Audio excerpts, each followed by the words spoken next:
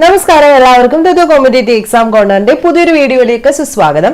ഇന്നത്തെ നമ്മുടെ വീഡിയോ എന്ന് പറയുന്നത് മലയാള സിനിമയുടെ ഉത്ഭവം, വളർച്ച, നാഴികക്കല്ല്, പ്രധാന സംഭാവന നൽകിയവര് ആ ഒരു മേഖലയിൽ നിന്നുള്ള നമ്മുടെ ഒഫീഷ്യൽ വെബ്സൈറ്റ് ഉണ്ടല്ലോ, കേരള ഗവൺമെന്റ് സാംസ്കാരിക വകുപ്പിന്റെ ഒഫീഷ്യൽ വെബ്സൈറ്റിൽ നിന്നുള്ള ഡീറ്റെയിൽസ് നമ്മൾ ഡീറ്റെയിൽഡ് ആയിട്ട് നോക്കാൻ പോവുകയാണ്. അപ്പൊ നമുക്ക് ഡീറ്റെയിൽഡ് ആയിട്ട് ഓരോന്നും നോക്കാം. അതിനകത്ത് കാലഘട്ടം തിരിച്ചിട്ടാണ് ഓരോന്നും പറഞ്ഞിട്ടുള്ളത്. അപ്പൊ നമുക്ക് വേണ്ട ഒരുപാട് സ്റ്റേറ്റ്മെന്റ്സ് അതിൽ നിന്നും കിട്ടുന്നതായിരിക്കും. ക്ലാസ് ഫുൾ ആയിട്ട് കാണാനായിട്ട് ശ്രമിക്കുക. ഡിഗ്രി ലെവലുകാരും പ്ലസ് ടു ലെവലുകാരും 10th ലെവലുകാരും എല്ലാവരും മെയിൻസും പ്രിലിംസും എല്ലാം എഴുതുന്നവരൊക്കെ കാണേണ്ട ഒരു ക്ലാസ് ആണ് കേട്ടോ. അപ്പൊ സ്റ്റാർട്ട് ചെയ്യാം. ആദ്യം എന്താണ് മലയാള സിനിമയെ പറ്റിയിട്ട് ആദ്യം അവർ കൊടുത്തിരിക്കുന്ന കാര്യം എന്ന് പറയാം. ഇന്ത്യൻ ചലച്ചിത്ര ലോകത്തിലെ അവഗണിക്കാനാവാത്ത ശക്തിയാണ് മലയാള സിനിമ എന്ന് പറയുന്നത്. ലോകോത്തര സംവിധായകന്മാരും തിരക്കഥാകൃത്തുക്കളും സാങ്കേതിക വിദഗ്ധരും അഭിനേതാക്കളും നമുക്കുണ്ട്. അപ്പം വർഷത്തില് 70ഓളം ചലച്ചിത്രങ്ങൾ, അത് പണ്ടത്തെ കാര്യമാണ്, ഇപ്പൊ അത്രയൊന്നും അല്ല, ഒരുപാട് ചിത്രങ്ങൾ വരുന്നുണ്ട്. അതിനകത്ത് ഏറ്റവും ഇമ്പോർട്ടന്റ് ആയിട്ട് നമുക്ക് അന്താരാഷ്ട്ര ചലച്ചിത്ര മേളകളിൽ പേരെടുത്തിട്ടുള്ളത് Adoor Gopalakrishnan, G Aravindan, MT Vasudevan Nair, Shaji N Karun, അങ്ങനെ ഒരുപാട് പേരുടെ പേരുകളാണ്. അതുപോലെ ദേശീയ ചലച്ചിത്ര പുരസ്കാര വേളയിൽ തന്നെ നമ്മൾ ഒത്തിരിയും വർഷങ്ങൾക്ക് മുൻപ് തന്നെ മുൻപന്തിയിൽ എത്തിയിട്ടുണ്ട്. നമുക്കറിയാം ഈ ഒരു മലയാള സിനിമയുടെ തുടക്കം എന്ന് പറയുന്നത് എന്താണ്? 1928 ആദ്യത്തെ ചിത്രമായ വിഗതകുമാരൻ പുറത്തു വന്നത് മുതലാണ് അല്ലെ. അപ്പം 1928 ആദ്യ ചിത്രമായ വിഗതകുമാരൻ പുറത്തു വന്നത് മുതൽ ആദ്യകാലത്തെ ചില പ്രതിസന്ധിയൊക്കെ ഒഴിച്ചു കഴിഞ്ഞാല് മലയാള സിനിമയ്ക്ക് പിന്നീട് അങ്ങോട്ട് വളർച്ചയുണ്ടായിരുന്നുള്ളതാണ് അവർ പറയുന്നത്. അപ്പൊ നമുക്ക് വേണ്ട പോയിന്റ് വിഗതകുമാരൻ 1928. അതിനുശേഷം ആ ഒരു മലയാള സിനിമയുടെ കാലഘട്ടത്തെ അവര് 1928 മുതൽ 1950 വരെയുള്ള കാലഘട്ടമെന്നും 1950 മുതൽ 1970 വരെയുള്ള കാലഘട്ടമെന്നും 70 മുതൽ 80 വരെ, 80 മുതൽ 90 വരെ, 90-ന് ശേഷമുള്ള കാലഘട്ടം, അങ്ങനെ തിരിച്ചിട്ടുണ്ട്. അപ്പൊ ഇവിടെ ഓർക്കേണ്ടത് അവർ പേര് കൊടുത്തിരിക്കുന്നത് ശ്രദ്ധിച്ചോ, 28 മുതൽ 50 വരെ എന്ന് പറയുന്നത് ബാലാരിഷ്ടതകളുടെ ദശകങ്ങൾ എന്നാണ്. എന്താ അത് ഉദ്ദേശിച്ചിരിക്കുന്നത്? 28 ആദ്യമായി സിനിമ ഇറങ്ങി, 50 വരെ എന്ന് പറയുന്നത് ബാലാരിഷ്ട എന്ന് വെച്ച് കഴിഞ്ഞാൽ എന്താണ്? കുഞ്ഞു ജനിച്ച് കുറച്ച് നാൾ അസുഖങ്ങളും പ്രശ്നങ്ങളും ഒക്കെ വരും അല്ലെ. അപ്പൊ അങ്ങനെയുള്ള ഒരു കഷ്ടനഷ്ടങ്ങളുടെ കാലം എന്നാണ് അതിനെ വിളിച്ചിരിക്കുന്നത്. അത് കഴിഞ്ഞ് 50 മുതൽ 70 വരെ സാഹിത്യവുമായി ഇടപിരിയാത്ത കാലഘട്ടം. സാഹിത്യവുമായി എന്ന് പറയുമ്പോൾ നോവലുകൾ പലതും സിനിമയായ കാലഘട്ടം 50 മുതൽ 70 വരെ ആയിരുന്നു. പിന്നെ 70 മുതൽ 80 വരെ പുതിയ ഭാവുകത്വങ്ങൾ വരുന്നു. സുവർണ കാലഘട്ടം എന്നറിയപ്പെടുന്ന എന്നാണ് 80 മുതൽ 90 വരെയുള്ള 10 കൊല്ലമാണ് സുവർണകാലം എന്നറിയപ്പെടുന്നത്. അപ്പൊ നമുക്ക് ഓരോന്നും ഡീറ്റെയിൽഡ് ആയിട്ടൊന്ന് നോക്കാം. ആദ്യം 28 മുതൽ 50 വരെ നടന്ന കാര്യങ്ങൾ നോക്കാം. 1928 മുതൽ 50 വരെ ചിത്രം കണ്ടല്ലോ. കന്യാകുമാരിയിലെ അഗസ്തീശ്വരം സ്വദേശിയും ദന്തവൈദ്യനുമായ JC ഡാനിയേലാണ് മലയാള സിനിമയ്ക്ക് തുടക്കമിട്ടത്. എല്ലാവർക്കും അറിയാവുന്ന പോയിന്റാണ്. JC ഡാനിയേലാണ് മലയാള സിനിമയ്ക്ക് തുടക്കമിട്ടത്. തന്റെ സ്വത്ത് മുഴുവൻ വിറ്റ് ഡാനിയേൽ നിർമ്മിച്ച വിഗതകുമാരൻ 1928 പുറത്തു വന്നു. ഇതിന്റെ പേരിൽ സിനിമയൊക്കെ ഉണ്ട്, നിങ്ങൾക്ക് അറിയായിരിക്കും. അപ്പൊ 1928 വിഗതകുമാരൻ ഉണ്ടാക്കിയത് ആരാണ്? JC ഡാനിയേലാണ്. ധനാഢ്യനായ ഡാനിയേൽ ഒറ്റ സിനിമയോടെ തന്നെ പാപ്പരായി. പുതിയ കലാരൂപത്തെ പ്രോത്സാഹിപ്പിക്കാനോ കലാകാരനെ സഹായിക്കാനോ ഒന്നും ആരും മുന്നോട്ട് വന്നില്ല. പരമദരിദ്രനായിട്ട് അദ്ദേഹം മരിക്കുന്നു. രണ്ടാമത്തെ ചിത്രം 1933 രണ്ടാമത്തെ ചിത്രമേതാ? മാർത്താണ്ഡവർമ്മ. 28 വിഗതകുമാരൻ, 33 മാർത്താണ്ഡവർമ്മ. വിഗതകുമാരനെ പോലെ തന്നെ മാർത്താണ്ഡവർമ്മയും നിശബ്ദ ചലച്ചിത്രമായിരുന്നു. അപ്പൊ എന്താണ്? ഫസ്റ്റ് സിനിമ വിഗതകുമാരൻ നിശബ്ദ ചലച്ചിത്രം, മാർത്താണ്ഡവർമ്മയും എന്ത് തന്നെ? നിശബ്ദ സിനിമയായിരുന്നു. ഡാനിയേലിന്റെ ബന്ധുവായ R സുന്ദർരാജ് ആയിരുന്നു മാർത്താണ്ഡവർമ്മയുടെ നിർമ്മാതാവ്. മാർത്താണ്ഡവർമ്മ സെക്കൻഡ് സിനിമയാണ്. ആരാണ് നിർമ്മാതാവ്? R സുന്ദർരാജ് ആയിരുന്നു. ഒരാഴ്ചയോളം നിറഞ്ഞ സദസ്സിൽ പ്രദർശനം നടക്കുമ്പോൾ നോവലിന്റെ പ്രസാധകരായ കമലാലയം ബുക്സ് പകർപ്പവകാശം ഉണ്ടല്ലോ, അതേ തുടർന്ന് കോപ്പിറൈറ്റ് ഇഷ്യൂ കൊടുത്ത് കേസാക്കി വീറോടെ വാദിച്ചെങ്കിലും സുന്ദർരാജ് കേസ് തോറ്റു. അങ്ങനെ മാർത്താണ്ഡവർമ്മയും പ്രദർശനം അവസാനിപ്പിക്കുകയാണ് ചെയ്തത്.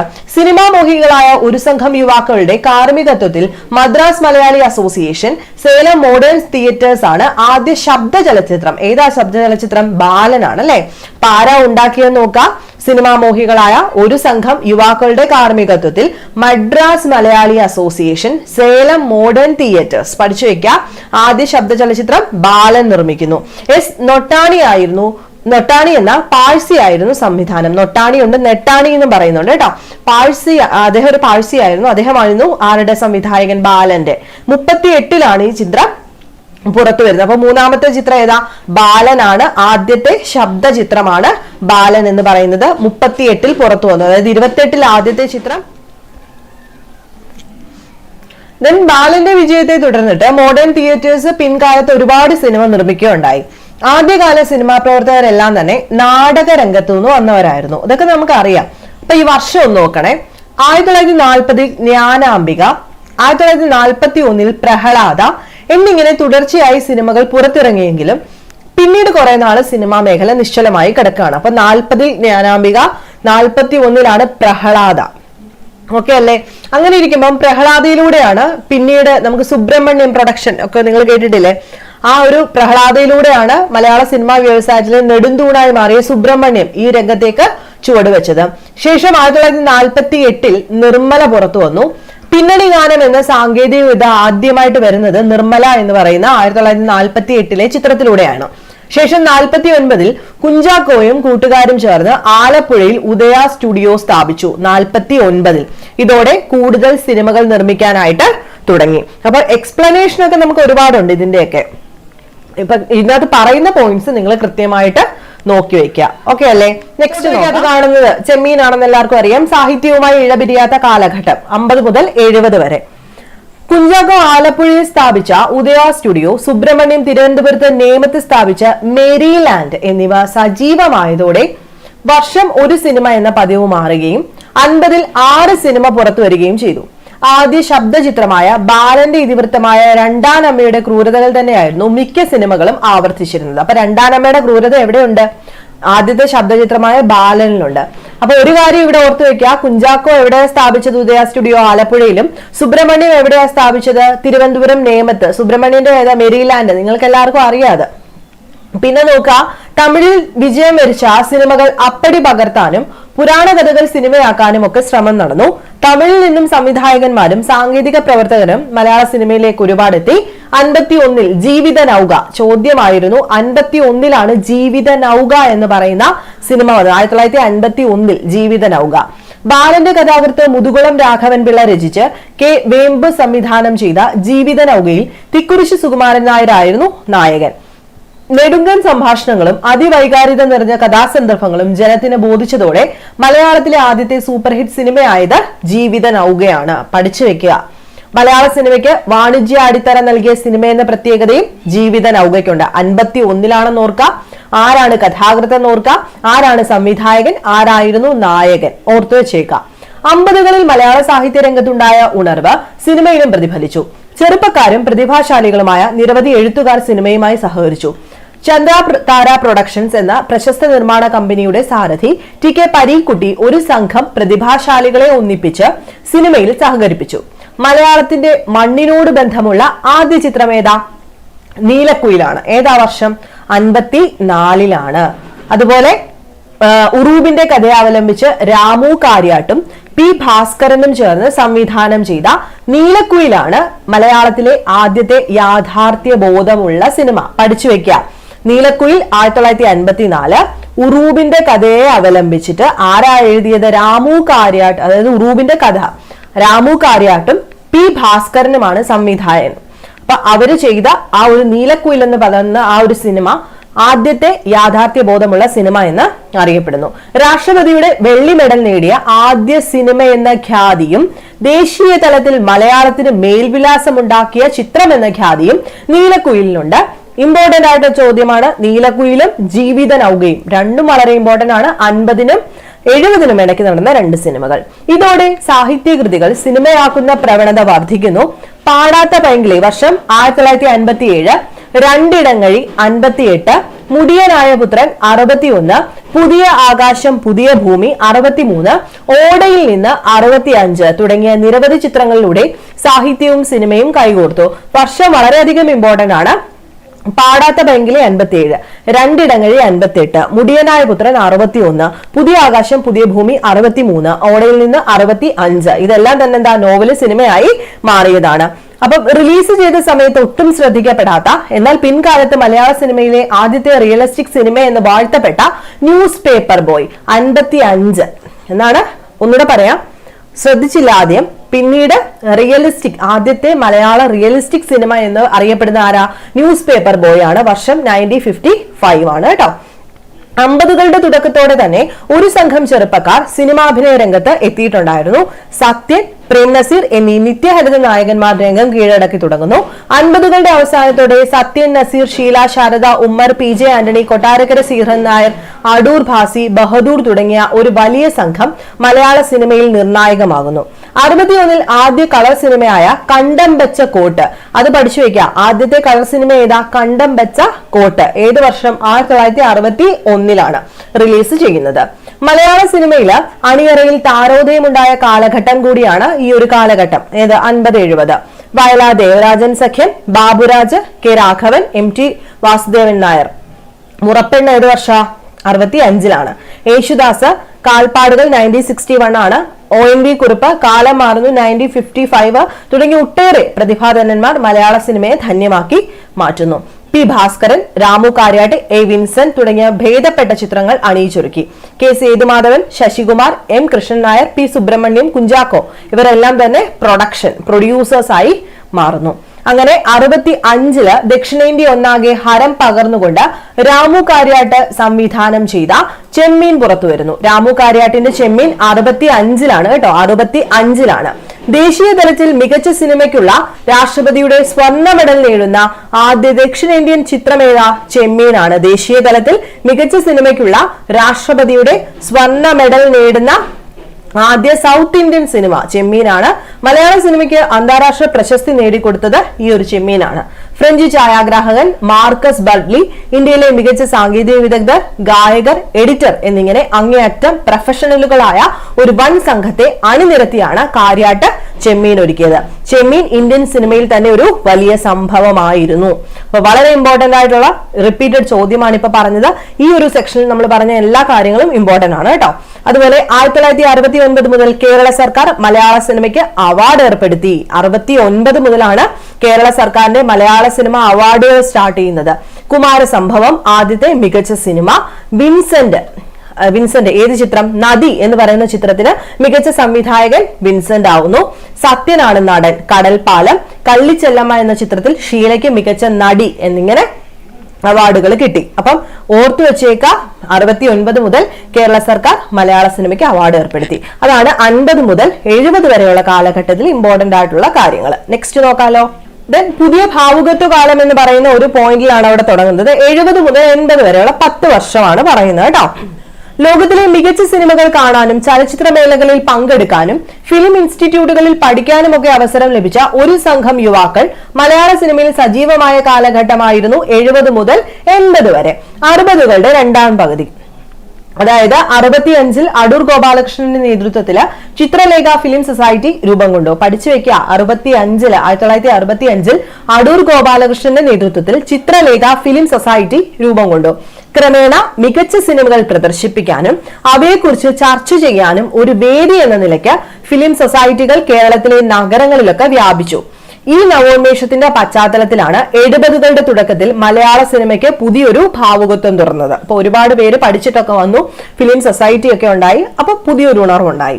വാണിജ്യ സിനിമ ഗംഭീരമായി മുന്നേറിക്കൊണ്ടിരിക്കുമ്പോഴും ശരാശരിയിൽ ഉയർന്ന നിലവാരമുള്ള പ്രേക്ഷകനെ തൃപ്തിപ്പെടുത്താൻ അതിലൊന്നും ഉണ്ടായിരുന്നില്ല. നമുക്ക് പഴയ സിനിമ കണ്ടാൽ അറിയാം. ഈ ഒരു കുറവ് നികത്തിക്കൊണ്ട് 70കളിൽ നവ സിനിമ വരുന്നു.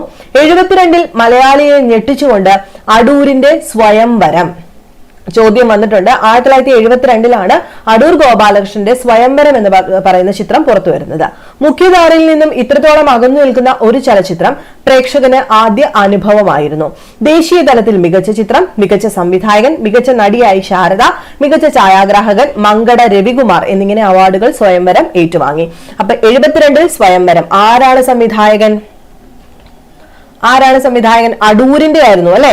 മുഖ്യധാരയിൽ ഇത്രത്തോളം അകന്നു നിന്ന ഒരു ചലച്ചിത്രം ആദ്യത്തെ അനുഭവം. ദേശീയ തലത്തിൽ മികച്ച ചിത്രം, മികച്ച സംവിധായകൻ, മികച്ച നടി, മികച്ച ഛായാഗ്രാഹകൻ ആരാ? മങ്കട രവികുമാറും ശാരദയുമാണ്. ഇതെല്ലാം ദേശീയ അവാർഡ് നേടിക്കൊടുത്ത ചിത്രം സ്വയംവരമാണ്.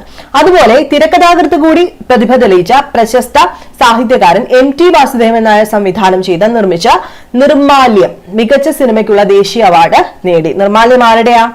MTയുടെയാണ് അല്ലെ. അദ്ദേഹം സംവിധാനം ചെയ്ത് നിർമ്മിച്ച ചിത്രമാണ് നിർമാല്യം. അതിനും ദേശീയ അവാർഡ് കിട്ടി.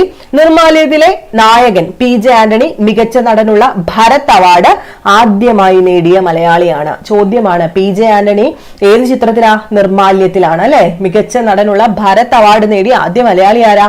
PJ ആന്റണിയാണ്. ഇമ്പോർട്ടന്റ് ആണ്, പഠിച്ചു വെക്കുക. അടൂരിന്റെ രണ്ടാമത്തെ സിനിമ ഏതാ? കൊടിയേറ്റം. വർഷം 77 അന്തർദേശീയ തലത്തിൽ ശ്രദ്ധിക്കപ്പെട്ടതാണ് കൊടിയേറ്റം. ഭരത് ഗോപിക്ക് ആ ചിത്രത്തിന് മികച്ച നടനുള്ള ദേശീയ അവാർഡ് കിട്ടി. പഠിച്ചു വെക്കുക, ഭരത് ഗോപിക്ക് മികച്ച നടനുള്ള ദേശീയ അവാർഡ് കിട്ടിയത് ഏത് ചിത്രത്തിലാ? കൊടിയേറ്റം. ആരുടെ ചിത്രം? അടൂരിന്റെ. ഏതാ വർഷം? 77. നോക്കാം, 80കളിൽ രംഗത്ത് വന്ന മറ്റൊരു പ്രമുഖനാണ് G. അരവിന്ദൻ. അദ്ദേഹത്തിന്റെ ഉത്തരായനം 74 തുടങ്ങി, കാഞ്ചന സീത 77, തമ്പ് 78, എസ്തപ്പാൻ 79 എന്നീ സിനിമകൾ അന്തർദേശീയ തലത്തിൽ ശ്രദ്ധിക്കപ്പെട്ടു. ചോദ്യം വരുന്നത് ഇങ്ങനെ ആയിരിക്കും, ഈ ചിത്രങ്ങളുടെ ഒക്കെ പേര് തന്നിട്ട് ഇത് ആരുടെ സിനിമ എന്നുള്ളത് ചിലപ്പോൾ തെറ്റിച്ചോ ശരിയായിട്ടോ ഒക്കെ തരാം. കാഞ്ചന സീത, തമ്പ്, എസ്തപ്പാൻ, ഉത്തരായണം, എല്ലാത്തിന്റെയും വർഷം കേട്ടല്ലോ. ഇതെല്ലാം G. അരവിന്ദന്റെ ആണ്. സിനിമയുടെ പതിവ് സമവാക്യങ്ങളെ അട്ടിമറിക്കുന്നവയായിരുന്നു ഇദ്ദേഹത്തിന്റെ മിക്ക സിനിമകളും. John Abraham, KG George, KP Kumaran, PN Menon, PA Backer, Pavithran തുടങ്ങിയ നിരവധി പ്രതിഭാശാലികൾക്കും 80കൾക്ക് വളരാനുള്ള സാഹചര്യം ഒരുക്കി കൊടുത്തു. അതായത് 80കളിലൂടെ അവരും വളർന്നു എന്നർത്ഥം. ഛായാഗ്രാഹകരായ ഷാജി N. കരുൺ, മങ്കട രവികുമാർ, ശബ്ദലേഖകൻ ദേവദാസ് തുടങ്ങിയ സാങ്കേതിക വിദഗ്ധർ തങ്ങളുടെ വരവ് അറിയിച്ചതും 80കളിലാണ്. സംഗീത സംവിധായകന്മാരായ ദക്ഷിണാമൂർത്തി, MS വിശ്വനാഥൻ, PB ശ്രീനിവാസൻ, അതുപോലെ MG രാധാകൃഷ്ണൻ, ഇതൊക്കെ പറയേണ്ട കാര്യമില്ലല്ലോ. ഗായത്രിയിലൂടെ 1973 അരങ്ങേറിയ സോമൻ, നിർമാല്യത്തിലൂടെ അരങ്ങേറ്റം കുറിച്ച സുകുമാരൻ തുടങ്ങിയ നടന്മാരുടെ കാലം 70കളിൽ. അപ്പം സോമന്റെ ആദ്യത്തെ സിനിമ ഏതാ? ഗായത്രി, 1973. അതുകൊണ്ട് നിങ്ങൾക്കറിയാം പത്മരാജന്റെ ഭരതന്റെ ഒക്കെ കാലമായിരുന്നു അല്ലെ. അതുപോലെ IV ശശി, ജോഷി, ഹരിഹരൻ, ഇതെല്ലാം പിന്നീട് വന്ന കാലഘട്ടങ്ങളായിരുന്നു. അപ്പൊ ഇത്രയുമാണ് നമ്മൾക്ക് ഈ ഒരു കാലഘട്ടം, അതായത് 70 മുതൽ 80 വരെയുള്ള കാലഘട്ടത്തെ പറ്റിയിട്ട് പറയാനുള്ളത്. നെക്സ്റ്റ് നോക്കാം. 90 തൊട്ടിങ്ങോട്ട് പറയുകയാണെങ്കിൽ പ്രേംനസീർ, സത്യൻ എന്നീ സൂപ്പർ താരങ്ങൾ ഒരു കാലത്ത് സ്വാധീനശാലികളായി നിന്നെങ്കിലും പിന്നീട് ഒരു സൂപ്പർ താരം അങ്ങനെ ഒന്നും ഇല്ലായിരുന്നു അല്ലെ. 90കളിലാണ് പിന്നുള്ള കാര്യങ്ങളൊക്കെ നമുക്ക് അറിയാവുന്നതാണ്. സൂപ്പർ താരങ്ങളെ കേന്ദ്രീകരിച്ച് മലയാള വാണിജ്യ സിനിമ ചലിക്കുന്നത്. താരങ്ങൾക്കുപരിയായി മികച്ച നടന്മാരുമായതിനാൽ തുടർച്ചയായി സാമാന്യ മികച്ച സൃഷ്ടികൾക്ക് അവസരമൊരുക്കാൻ അവർക്ക് കഴിയുന്നുണ്ട്. അപ്പൊ ന്യൂ ജനറേഷൻ ഒക്കെ വരുന്ന സമയമാണ്. മലയാള സിനിമയുടെ സുവർണ കാലഘട്ടമായ 80കളിൽ രംഗത്ത് വന്ന സംവിധായകർ എല്ലാം തന്നെ പത്മരാജൻ ഒഴികെ ഇപ്പോഴും സൃഷ്ടി നടത്തുന്നവരാണ്. രഞ്ജിത്ത്, ഷാജി കൈലാസ്, റോഷൻ ആൻഡ്രൂസ്, ബ്ലസി, ലാൽ ജോസ്, K. മധു, അൻവർ റഷീദ്, ജോണി ആന്റണി, അങ്ങനെ എല്ലാവരും അല്ലെ. അതൊന്നും നമ്മൾ പറയേണ്ട കാര്യമില്ല. പ്രധാനപ്പെട്ട സിനിമകൾ പറയുന്നുണ്ട് ഇവിടെ, അതൊന്ന് നോക്കി വെക്കുക. സൂപ്പർ താരങ്ങളുടെ പ്രഭാവം ഉണ്ടായെങ്കിലും ദേശീയ തലത്തിൽ ശ്രദ്ധ നേടിയ ഒട്ടേറെ മികച്ച സിനിമകൾ ഈ കാലഘട്ടത്തിൽ ഉണ്ടായിട്ടുണ്ട്. അടൂർ ഗോപാലകൃഷ്ണന്റെ കഥാപുരുഷൻ 1995, നിഴൽക്കൂത്ത് 2000. നിഴൽക്കൂത്തും കഥാപുരുഷനും ആരുടെ? അടൂരിന്റെയാണ്. TV ചന്ദ്രന്റെ പൊന്തൻമാട 93 ഓർമ്മകൾ ഉണ്ടായിരിക്കണം 95, ഡാനി 2001, പാഠം എന്നൊരു വിലാപം 2003, ഷാജി N. കരുണിന്റെ സ്വം 1994, വാനപ്രസ്ഥം 1999, MP സുകുമാരൻ നായരുടെ അപരാഹ്നം, കഴകം, ശയനം, ബാലചന്ദ്ര മേനോന്റെ സമാന്തരങ്ങൾ, ജയരാജിന്റെ കളിയാട്ടം 1992, ശാന്തം 2001, അതുപോലെ ലെനിൻ രാജേന്ദ്രന്റെ ദൈവത്തിന്റെ വികൃതി 1992, ബ്ലസ്സിയുടെ തന്മാത്ര 2005, പ്രിയദർശന്റെ കിലുക്കം, കാലാപാനി, ഇങ്ങനെ വരുന്ന എല്ലാ കാര്യങ്ങളും എന്താണ്? എല്ലാ ഉദാഹരണങ്ങളാണ്. സൂപ്പർ താരങ്ങളും ഒക്കെ വെച്ചിട്ട് അല്ലെങ്കിൽ കുറെ ഏറെ ആൾക്കാരെയൊക്കെ വെച്ചിട്ട് ജയിപ്പിച്ച പടങ്ങളായിരുന്നു. അപ്പം ഇതിനെ പറ്റിയിട്ട് ഡീറ്റെയിൽഡ് ആയിട്ടൊന്നും ചോദിക്കാൻ പോകുന്നില്ല. പിന്നീട് ഇവിടെ 80 തൊട്ട് 90 വരെയുള്ള ഈ കാലഘട്ടത്തെ പറ്റിയിട്ട് അവർ ഓടിച്ചിട്ടിട്ടൊന്ന് പറഞ്ഞിട്ടുണ്ട്. ഒരുപാട് ചോദ്യങ്ങളൊന്നും ഇതിനകത്തൊന്നും വരില്ല. അതുകൊണ്ട് വേണ്ട പോയിന്റ്സ് മാത്രം ഞാൻ പറയാം. 80 മുതൽ 90 വരെയുള്ള കാലഘട്ടം എന്ന് പറയുമ്പോൾ നമ്മൾ ഓൾറെഡി പറഞ്ഞു 80 ആയപ്പോഴത്തേക്കും കുറച്ച് സിനിമകളൊക്കെ ഉയർന്നു വന്ന സമയമാണ്. ആ സമയത്ത് 70കളിൽ നിന്നൊക്കെ അനുഭവജ്ഞാനം നേടിയ അടൂർ ഗോപാലകൃഷ്ണനും G. അരവിന്ദനും MT വാസുദേവൻ നായരും KT ജോർജും അവരെല്ലാം തന്നെ ഈ പഴയ തങ്ങളുടെ സർഗസപര്യ മികവാർന്ന രീതിയിൽ തുടർന്നുകൊണ്ടേയിരുന്നു അല്ലെ 70കളുടെ വാക്യമായിട്ട്. ഒപ്പം 70കളുടെ അവസാനത്തോടെ രംഗത്ത് വന്ന ആൾക്കാരാണ് പത്മരാജനും ഭരതനും അരവിന്ദനും ഒക്കെ. അപ്പൊ അദ്ദേഹം ചിത്രങ്ങൾക്ക് ഛായാഗ്രഹണം നിർവഹിച്ച് ഷാജി N. കരുൺ തുടങ്ങിയവരൊക്കെ സംവിധായകന്മാരായിട്ട് മാറി. കലാത്മകമെന്നും വാണിജ്യപരമെന്നുമുള്ള വിഭജനങ്ങളെ മായ്ച്ചു കളയുന്ന തരത്തിലായിരുന്നു പത്മരാജനും ഭരതനും സിനിമകൾ ഒരുക്കിയത്. ഭരതനു വേണ്ടി തിരക്കഥകൾ രതിനിർവേദം 78, തകര 80, ലോറി 81 രചിച്ചുകൊണ്ടാണ് പത്മരാജൻ വരുന്നത്. അപ്പം എഴുതിയാണ് പത്മരാജൻ വരുന്നത്. ആർക്ക് വേണ്ടി? ഭരതന് വേണ്ടിയിട്ട്. ക്രമേണ അദ്ദേഹം ഗംഭീരമായ ചലച്ചിത്രങ്ങൾ രചിച്ച് സംവിധാനം ചെയ്തു. പൊതുവഴി അമ്പലം 79, കള്ളൻ പവിത്രൻ 81, അതുപോലെ ഒരിടത്ത് ഒരു ഫയൽവാൻ 81, തൂവാനത്തുമ്പി 87 പടം, മൂന്നാം പക്കം 88, ഇന്നലെ 89, ഇതെല്ലാം പത്മരാജന്റെയാണ്. അതുപോലെ ഭരതന്റെ പ്രധാനപ്പെട്ട സിനിമകളുടെ എല്ലാം കാര്യം ജസ്റ്റ് ഒന്ന് നോക്കി വെച്ചിരുന്നാൽ മതി. പിന്നീട് ഇങ്ങോട്ട് വന്ന എല്ലാം ശ്രീനിവാസന്റെ വടക്ക് നോക്കിയ ഇതൊക്കെ നമുക്ക് അറിയാവുന്ന കുറേ സിനിമകൾ, സ്ഥിരമായിട്ട് ഇപ്പോഴും കണ്ടുപോകുന്ന കുറേ സിനിമകളുടെ കാര്യങ്ങളൊക്കെയാണ് ഇവിടെ കൊടുത്തിരിക്കുന്നത്. അന്ന് വന്ന ആൾക്കാരുടെ കാര്യം എല്ലാം കൊടുത്തിട്ടുണ്ട്. അപ്പൊ ജസ്റ്റ് ഒന്ന് നോക്കുക എന്നുള്ളതേ ഉള്ളൂ. അവിടെ വലിയ ഇമ്പോർട്ടൻസ് ഒന്നുമില്ല. ദെൻ അന്തർദേശീയ ചലച്ചിത്രോത്സവത്തിലെ കാര്യങ്ങൾ കുറച്ച് 1-2 പോയിന്റ്സ് കൊടുത്തിട്ടുണ്ട്. കേരള സംസ്ഥാന സർക്കാരിന്റെ സാംസ്കാരിക വകുപ്പിന്റെ ആഭിമുഖ്യത്തിൽ വർഷം തോറും നടത്തിവരുന്ന ചലച്ചിത്ര മേളയാണ് IFFK. എന്താണ്? കേരള അന്തർദേശീയ ചലച്ചിത്ര ഉത്സവം എന്ന് പറയുന്നത്. 96 ഇത് ആരംഭിച്ചത്. 98 ചലച്ചിത്ര അക്കാദമിയുടെ സ്ഥാപനത്തോടെ മേള അക്കാദമി ഏറ്റെടുത്ത് നടത്തി വരുന്നു. ചലച്ചിത്ര അക്കാദമിയുടെ സ്ഥാപനത്തോടെ മേള അക്കാദമി ഏറ്റെടുത്ത് വരുന്നുണ്ട്. മേളയുടെ സ്ഥിരം വേദി എവിടെ വെച്ചാ? തിരുവനന്തപുരമാണ്. എല്ലാ വർഷവും ഡിസംബർ 2ാമത്തെ വെള്ളിയാഴ്ച തുടങ്ങി ഒരാഴ്ചയാണ് നമ്മുടെ ഈ ഒരു അന്തർദേശീയ ചലച്ചിത്രോത്സവം കേരളത്തിൽ നടക്കുന്നത്. അതും ഓർത്തു വെച്ചേക്കുക.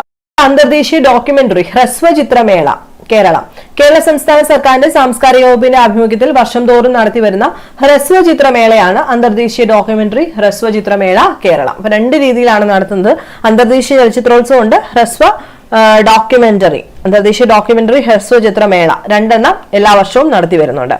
അപ്പൊ ഇത്രയും കാര്യങ്ങളെ സിനിമയെ പറ്റിയിട്ട് വെബ്സൈറ്റിലുള്ളൂ. ആ കാര്യങ്ങളെല്ലാം തന്നെ നമ്മൾ ചർച്ച ചെയ്തു കഴിഞ്ഞു. ഒരുപാട് പോയിന്റ്സ് നമുക്ക് വേണ്ടത് ഇതിനകത്തുണ്ട്. സോ മാക്സിമം യൂട്ടിലൈസ് ചെയ്യുക. റിവിഷൻ ചെയ്യാൻ നേരം മാക്സിമം നിങ്ങൾ ഇതും ഉപയോഗിക്കുക, അതുപോലെ റാങ്ക് ഫയൽസും. സോ നിങ്ങൾക്ക് വീഡിയോസ് ഇഷ്ടമാണെന്നുണ്ടെങ്കിൽ ലൈക്ക് ചെയ്യുക, ഷെയർ ചെയ്യുക, സബ്സ്ക്രൈബ് ചെയ്യുക. നെക്സ്റ്റ് വീഡിയോയിൽ കാണുന്നവരെ ബൈ.